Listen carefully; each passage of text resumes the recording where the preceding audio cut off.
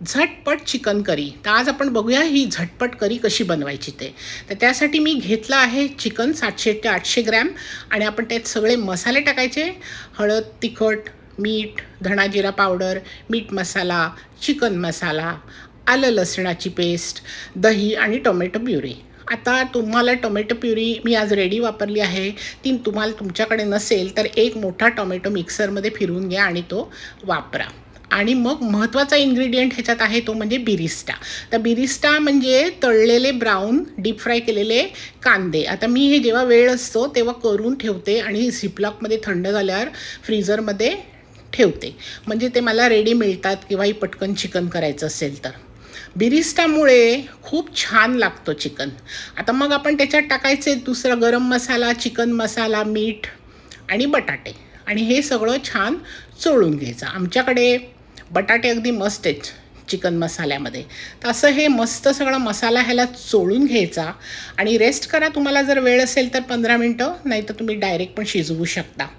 आता आपण त्याच्यासाठी घ्यायचं आहे कुकरमध्ये तेल गरम करून जिरं आणि हिंगाच्या फोडणीवर हे मसाला लावलेलं चिकन आपण छान परतून घेणार आहोत. आता मी ह्याला झटपट का म्हटलं? झटपट कारण ह्याला फर्स्ट ऑफ ऑल आपण कुकरमध्ये करतो, त्यामुळे पटकन होतं आणि सेकंडली काही वाटण वगैरे तयार करत बसायला लागत नाही. भाजकं वाटण, कांदा खोबऱ्याचं वाटण, कांदा टोमॅटोवर होतो. फक्त बिरिस्टा तुमच्याकडे तयार पाहिजे, नाही तर हल्ली आजकाल रेडीमेड बिरिस्टा पण मिळतो ऑनलाईन. तर आता हे छान परतून घ्यायचं चिकन. ही स्टेप फार महत्त्वाची आहे, कारण ते छान परतल्यावर त्या मसाल्याचा कच्चेपणा पण जातो आणि चिकनचे ज्युसेस त्याच्यात लॉक होतात. आणि बटाट्याचे तुकडे नेहमी मोठे ठेवायचे, म्हणजे प्रेशर कुक केल्याने ते विरघळत नाहीत. तर आता आपण प्रेशर कुक करून घेऊया हे चिकन. आणि एकच लक्षात घ्यायचं की बटाट्यामुळे नंतर थोड्या वेळाने चिकन थोडं घट्ट होतं ग्रेव्ही. तर तुम्हाला वाटलं तर तुम्ही थोडंसं कोमट पाणी टाकून त्याला परत एक उकळी आणून सर्व करू शकता.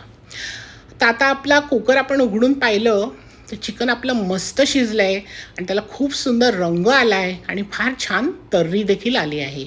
बटाटे चेक करून बघायचे, बटाटे पण शिजले आहेत. आता आपण त्याच्यावर पेरूया मस्त कोथिंबीर आणि सर्व करूया. ही रेसिपी जर तुम्हाला आवडली तर माझ्या सॅम्पीज किचनला लाईक, फॉलो आणि सबस्क्राईब करा. जरूर ही रेसिपी ट्राय करा आणि मला सांगा तुम्हाला कशी वाटली ती कमेंट्समध्ये आणि एन्जॉय करा. Thank you so much.